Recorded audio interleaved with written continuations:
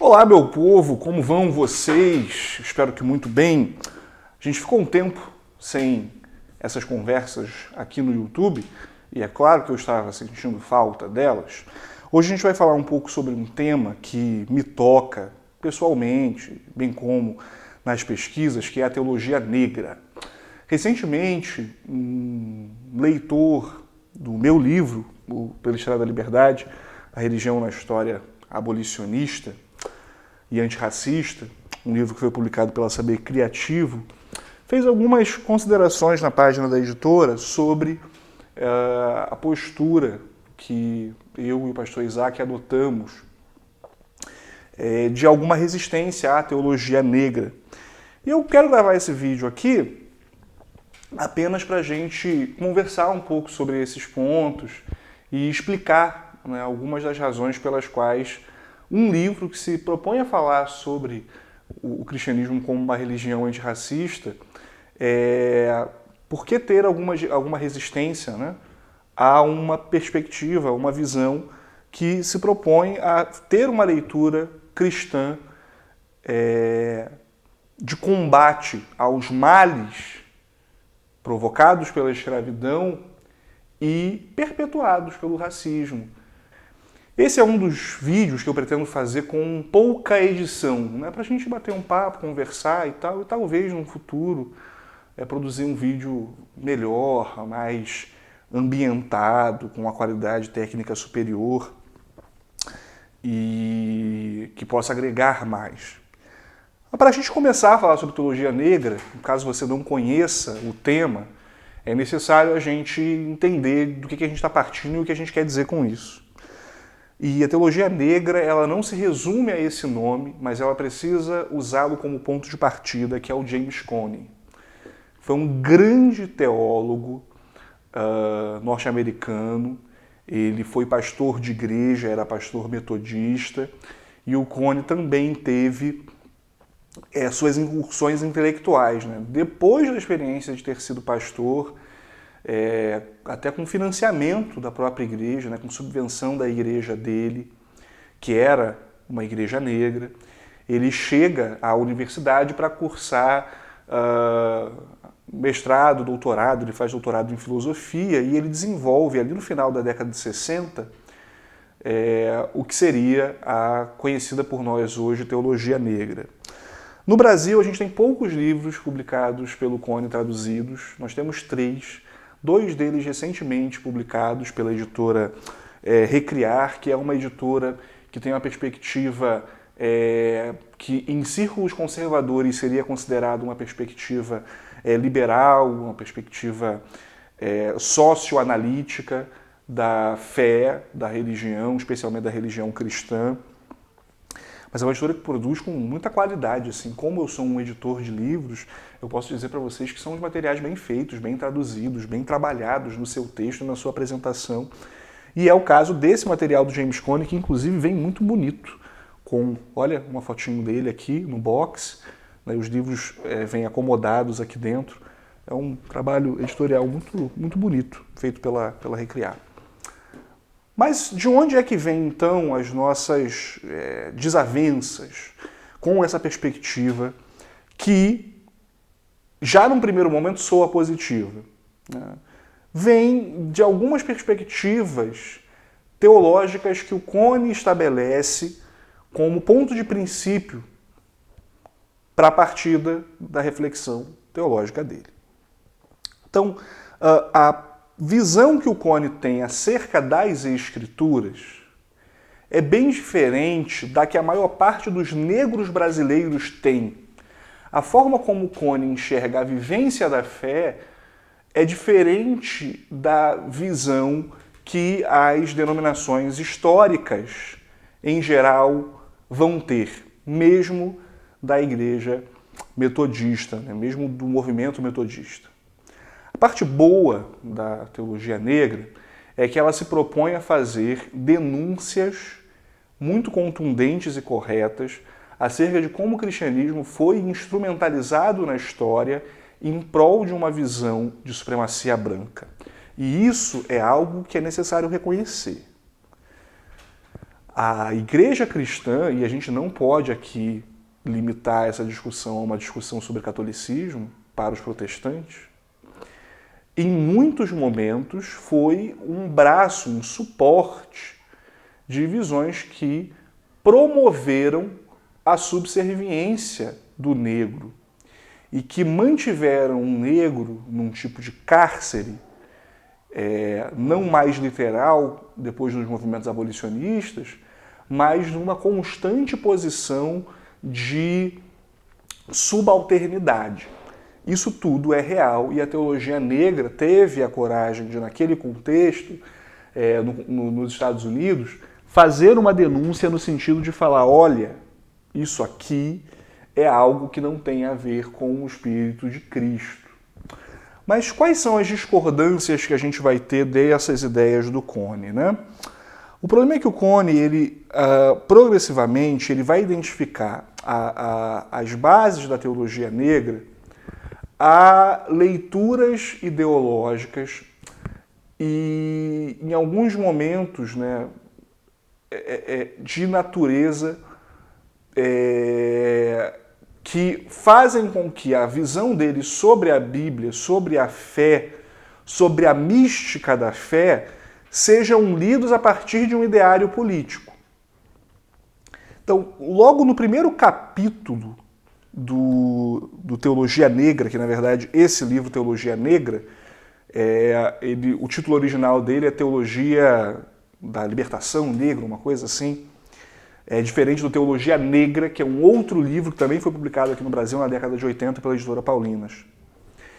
A grande questão é que o Cone ele coloca, né, um ideário político como sendo algo que deve ser perseguido. E isso é algo que está parcialmente correto, mas que também pode acarretar e incorrer em alguns problemas. De que natureza? A gente precisa saber que se a gente, ao lidar com esse assunto, nós estamos tendo realmente uma leitura que está partindo da Escritura para fazer uma crítica social, ou se a gente está utilizando a crítica social, que não necessariamente é uma crítica social cristã, e instrumentalizando a fé em torno de um projeto político. Quando você lê os capítulos 1 e 2 desse livro que eu mencionei, você vai perceber o Cone muito mais preocupado em utilizar a fé para que ela colabore com esse processo de combate político. Ou seja, a identificação política vem antes das convicções teológicas. Uma coisa acaba estando submetida à outra. A tradição metodista, da qual o Cone faz parte, já tinha, né, um histórico de combate antirracista, que ele inclusive aborda muito pouco. Mesmo na teologia branca, metodista, na teologia wesleyana, na teologia de Wesley, teve espaço na teologia social de Wesley. A teologia social de Wesley teve espaço para críticas à escravidão muito contundentes, ele foi um nome muito importante no combate à escravidão no contexto da Inglaterra. Mas o que a gente vê na postura de Wesley, ou seja, na própria história metodista da qual o Cone faz parte, é a de articulação de uma crítica da realidade com base numa visão teológica. Então você tem a teologia primeiro, dando suporte a algo que deveria fazer parte ali da reflexão cristã. E os metodistas fazem isso, especialmente no contexto da Inglaterra, porque depois o processo degenera mesmo, de uma forma muito, muito presente. Então, durante 40 anos, os metodistas não consumiam açúcar, porque o açúcar era uma manufatura que utilizava mão de obra escrava. Então, havia realmente uma preocupação e havia uma articulação política em torno disso. Só que no Cone, diferente dessa tradição profética metodista de combate à discriminação racial, o que a gente percebe ele está ciente e consciente do problema da discriminação racial. O problema é que ele se afasta das principais convicções que os próprios metodistas tinham acerca da Escritura e de como deveria ser o impacto social da fé cristã na realidade do mundo em que a gente vive. Então o Cone ele faz uma releitura da posição teológica que ele havia sido colocado. Ele identifica essa visão como uma teologia branca, uma teologia de subserviência dos negros, e ele celebra um casamento entre perspectivas ideológicas em um ideário partidário. Né? Ele, em muitos momentos, vai dizer, né, que essa teologia ela serve ao poder negro, em contraposição a uma teologia branca que seria uma teologia de não existência do negro, quando não de subserviência, à teologia de extermínio, que de fato foi uma ideia que esteve muito presente e estava presente no contexto social do Cone. A década de 60, em que ele começa a escrever sobre isso, você ainda vai ter teólogos discutindo sobre a legitimidade ou não das separações raciais. E as separações raciais nos Estados Unidos eram algo muito grave, que provocava, né, divisões no sentido de que você, numa área negra, tinha menos investimento público, você tinha uma educação de pior qualidade, você tinha uma saúde pública ruim, enquanto nas áreas brancas não. Inclusive existem histórias muito tristes nos Estados Unidos que mostram, né, como comunidades negras que se destacaram, conseguiram ser superiores às comunidades brancas, passaram a ser perseguidas pelo Estado, que era regido por gente com convicções étnicas muito negativas. Então, a teologia negra ela consegue perceber como a teologia ela pode ser uma ferramenta de utilização partidária, ideológica, racista, mas ela acaba identificando componentes nessa teologia que talvez não devessem ser mexidos. Então, a visão que o branco tem da Escritura como palavra de Deus, da Escritura como algo compreensível, da Escritura como algo que transforma a vida dos... Tudo isso vai sendo colocado em segundo plano. Então, mesmo convicções teológicas que estavam corretas, e eu não estou falando aqui de convicções teológicas fundamentalistas, porque delas eu mesmo discordo, mas de questões gerais, mínimas do que o evangelicalismo consideraria uma posição correta para com as Escrituras, a teologia negra vai negar. E vai usar um ideário político como filtro para a leitura das Escrituras. Aqui é interessante pensar que o Ronilson Pacheco, que talvez seja no Brasil um dos caras que mais entende teologia negra, ele escreve o prefácio desse livro e ele vai dizer, olha, a teologia negra ela não é uma teologia da libertação. Ela está no mesmo bojo das teologias contextuais, mas o Cone sequer sabia dos desenvolvimentos latino-americanos, sul-americanos, centro-americanos, que vinham acontecendo para discussões da teologia da libertação, né, que é inicialmente uma teologia mais voltada aos católicos, depois mais convincente para os protestantes, e que tem um mecanismo, né, parecido no fazer teológico, que é o de colocar o indivíduo no centro da reflexão teológica mais do que o próprio texto, né, e que acaba contribuindo também para essa leitura de instrumentalização da fé em torno de um projeto político. Então, nesse vídeo, para os fins desse vídeo, para um vídeo curto, o que cabe dizer a grande crítica que eu tenho é a de que o cristianismo não tenha condições, não tenha repertório, mesmo na sua linha evangelical, para fazer uma crítica contundente à escravidão e aos males sociais provocados por ela. Eu acredito que o cristianismo tem sim condições de fazer isso. Coisa que o Cone certamente discordaria e escreveu a respeito, deixando isso muito claro. A posição que o Cone nutria a respeito das Escrituras é incompatível não só com a minha visão, como a da maior parte dos negros protestantes brasileiros, que veem na religião uma forma de se libertar de várias das consequências do racismo presente na nossa sociedade. Então, a gente tem autores no Brasil que mostram o cristianismo, e esse cristianismo até fundamentalista, como lido por alguns teólogos e cientistas da religião, como um fator de prevalência para a mobilidade social. Então, o regramento que o cristianismo promove em comunidades pobres, possibilita que as pessoas tenham mudança de vida real, possibilita que em 1, 2 gerações os níveis educacionais aumentem, o que dá possibilidade de uma vida, inclusive no sentido financeiro, melhor. Ou seja, a mobilidade social é uma das consequências positivas do cristianismo, inclusive do cristianismo mais conservador, mais tradicional, que é tão criticado pela teologia negra. Então a gente consegue perceber alguns pontos que são de ruptura. A visão da teologia do Cone não é uma visão teológica compatível com as convicções teológicas dos próprios negros, não só no Brasil como nos Estados Unidos.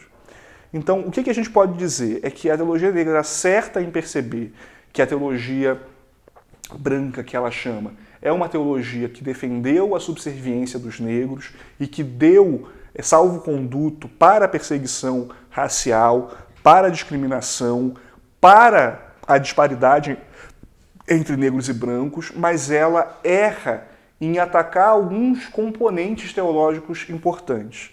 No prefácio que o Ronilson Pacheco escreve, eu percebi algo interessante ali, que ele vai dizer, né, que numa ocasião em que ele esteve pessoalmente com o Cone, fez uma breve entrevista com ele enquanto estudava em Nova York, na instituição em que o Cone se tornou um grande professor, né, um renomado professor. O Cone ele começa a associar algumas dessas crenças muito importantes do cristianismo a alguns aspectos que seriam da libertação negra. E isso me preocupa por uma razão. Ele estava ressignificando o que poderia ser um mito e colocando isso para si, trazendo isso para si, para as próprias perspectivas políticas, né?